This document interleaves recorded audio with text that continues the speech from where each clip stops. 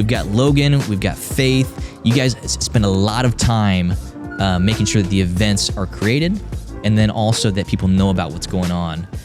Real quick, Zach touched on this in a previous episode, was that he actually pulled a lot of the traditional spend within marketing and then really focused on these community events. So that's what really stuck out to us. So Faith, let's talk about that real fast. Event planning. Yes. What does that look like? What does your job consist of?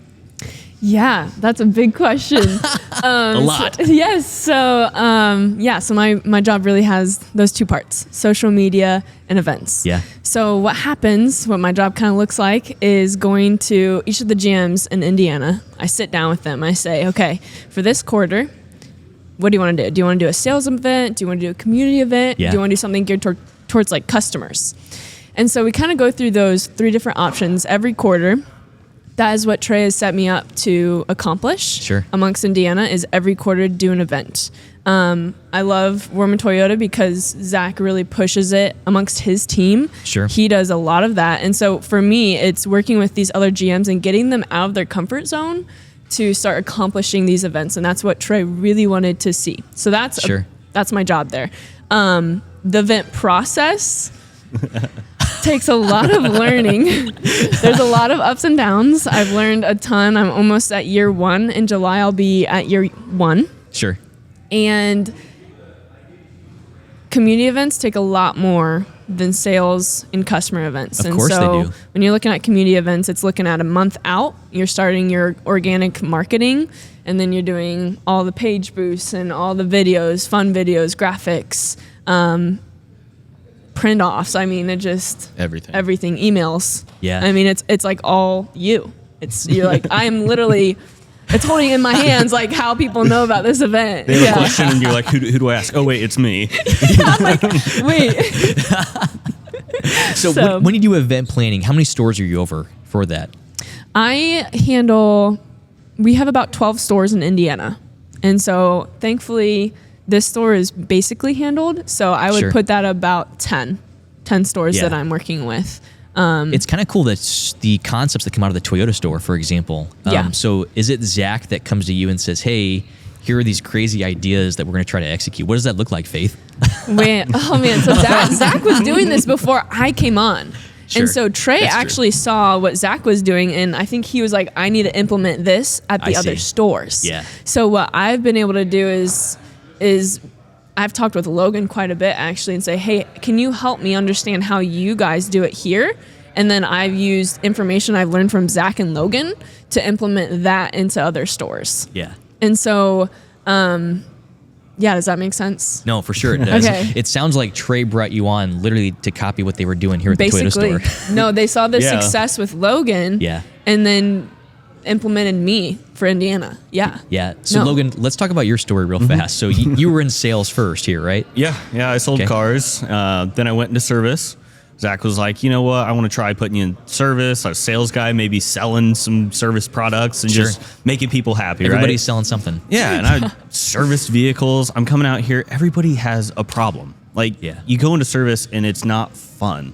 You go from the sales here at Toyota, the big sales events with the Plinko board, with the mud run, with the national days where you just feel involved on the sales floor, to service where, congratulations, your engine has just gone out. Yeah. Right? So no one comes into the service department happy to spend money. No one wants to spend money in service. Yeah. Right? But I could only deal with that for so long.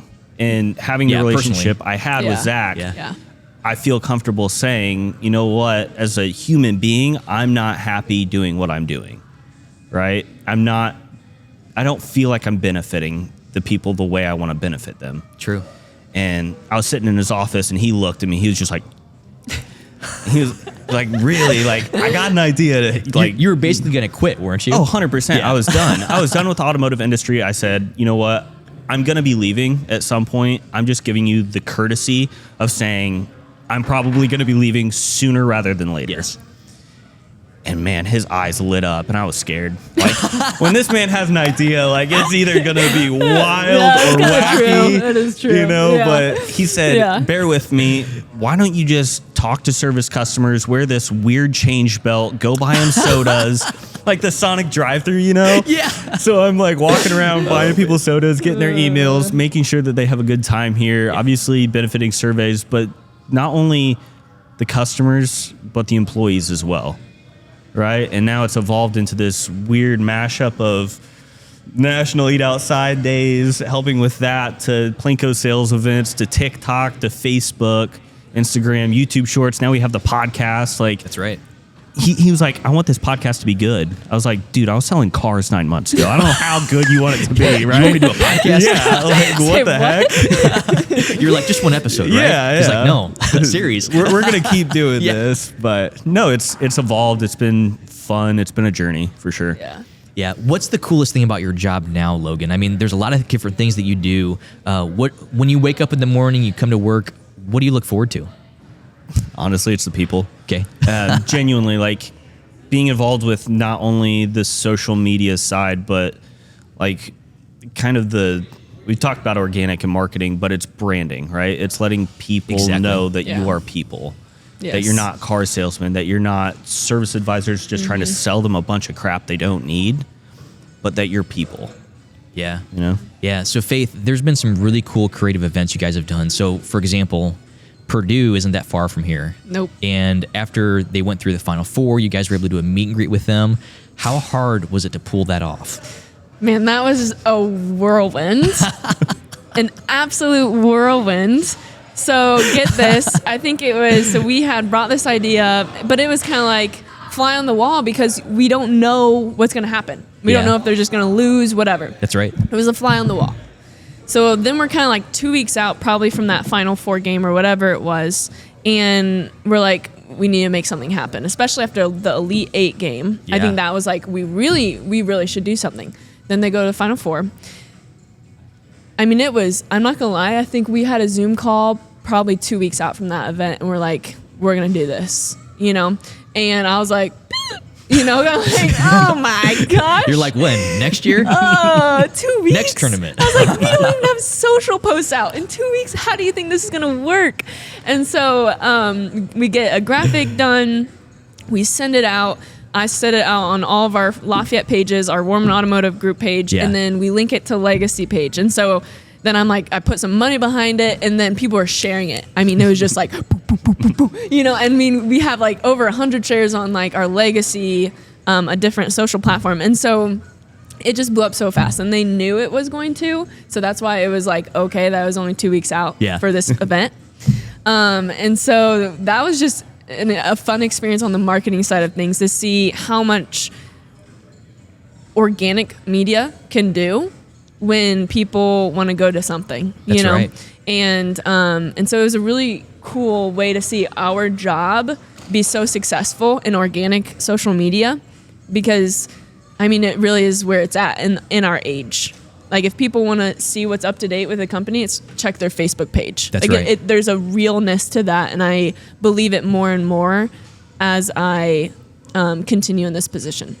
But it's interesting too. Like our age. Well, I'm not sure how old you guys are, but let's just say 35 and younger. Mm-hmm. Let's start with that.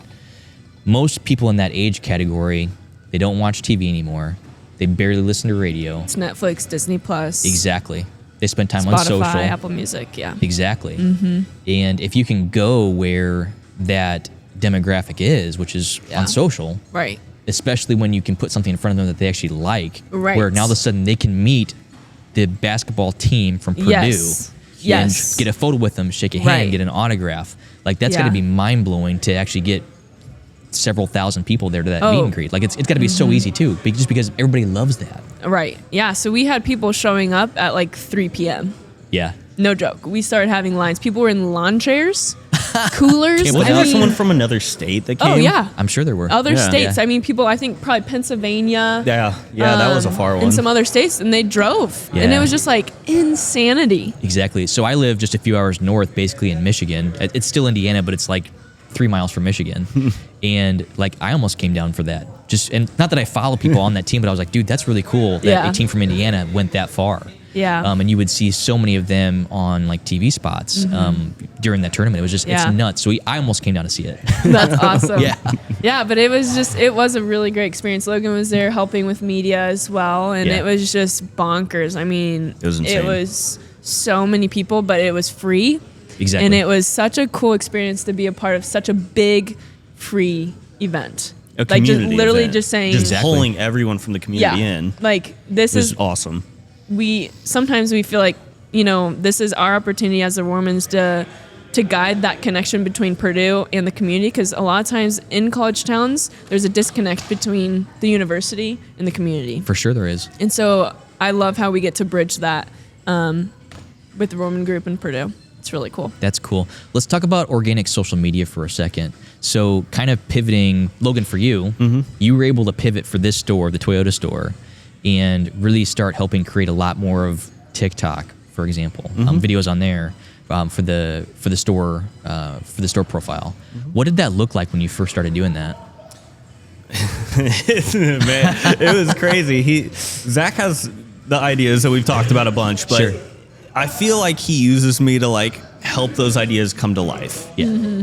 At this point of what I'm doing, it hasn't ever really been about marketing. It's more about branding. Yeah. Right? That's right. So the more eyeballs we can be in front of, the more screens, swipes, double taps, likes, shares, everything that we can get is going to be more organic. Using your location of Indiana, using the tags of Boilermakers, involving the community. Yeah.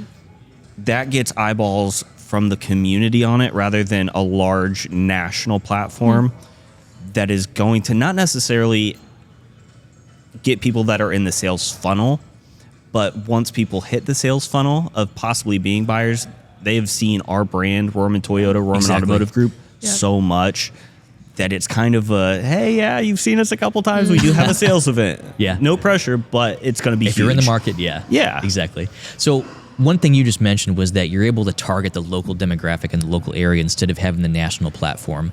That's why a lot of people dog on dealers specifically doing Instagram Reels or TikTok videos, because they say you're only talking to a national platform, but that's not true. Especially if you can talk to communities of people that live in your area, like Purdue followers, for example. So that's got to be mind-blowing that you can actually reach 50,000, 100,000 people in this one area. You guys have done a great job, because you look back on the videos that you've done for the store profile, and they used to be a couple hundred views, a couple thousand views, and now we're talking like 50,000 views. Millions, on actually, exactly, here. Yeah, millions. Exactly. But yeah, you guys are making some bangers when it comes to videos. So like, how'd you guys do that? It's a team. It's the people here. I mean, like, for sure. You have, what does Zach call it? A content house. Yeah. It's kind of like that. Like, we have the podcast studio, but you have so many great minds here that I don't come up with all these ideas. Zach doesn't come up with all these ideas. Yeah. Like, everybody. You got to talk to the sales guys, get the service involved, like, get the people that aren't wanting to maybe be in front of the camera, but maybe have a great idea. Sure. And create a spin-off of that. Yeah. And you go find people like Dalton or like Nick that are like our new TikTok They're celebrities. they love it. They love it. They thrive. Oh, they do. They thrive. Yeah, exactly. Well, what advice would you give to dealers? Let's start with you, Faith. What advice would you give to dealers who maybe aren't doing local community-based events, and why they should start doing that? Because it's clear that you guys have been able to find a way to do it efficiently so that you can get a big payoff. Like that Purdue meet and greet, for example, that was not hard to do. That was not easy to do. It was very hard. But like the amount of exposure that you guys got and the experience that you created, that's phenomenal, because that's going to pay off for not months to come, I think years to come. Right. Yeah. And it's a little bit of a hard topic, because if I was to sit down in front of 5 different owners of a dealer group per se and say, you should do community events, their first reaction could probably be, what's the ROI? Like, how am I going to measure that? How many cars does it sell right now? Exactly. Which is probably sometimes our biggest 100% hole in the whole realm of socials and events. Sure. So what I would probably say to them is, what do you want people to think of, going off branding, of your brand? What do you want people to think? as well as, what do you want to be recognized with? And so we're becoming this auto group that is recognized as community builders. I mean, we're doing all these free events, getting people on our lots. I'm doing a carnival event for the second year in a row. That's cool. Super fun. We did a Hyundai horsepower where I had ponies on the lot doing free horse rides. Like, what? Sometimes I post on my LinkedIn, I'm like, how does this relate to cars? It's about the community. Yeah. And so when you really look at it, there's not usually going to be an ROI probably that day. I just did a pet adoption event in Indy. My GM was super happy with the event. He's like, this is going to bring people back in the future. I had so many people on my lot that had never been here. And that is what he loved and why he got so motivated by the event. So I'd probably look at these owners and say, do you want people on your lot that have never been there? If you do, let's do an event. This is how you do it. This is how you do it. And you get people to view your brand differently because they're seeing that you actually care to be fun and that you are people. So that's probably what I'd say. Yeah. Interesting. How cool was it to have Russ here over the weekend? Awesome. he is so spastic and so all over the place. But what was some advice he gave you guys over the weekend, like Friday and Saturday? Secret sauce. Yeah. There's some good stuff. I think his biggest things, my biggest takeaways from him was be yourself, obviously. Get people involved. Don't think about making a video, make a video. Just do it. Just do it. Right? I mean, you have so many salesmen around here just walking around right now that are now editing videos on TikTok. And they're like, hey, Logan, how do I do this? But it's so cute. It's fun because they're actually doing it. So I think that was my biggest takeaway. And I think a lot of the sales team as well, just seeing their eyes kind of light up a little bit and say, you know what, I think I can do this.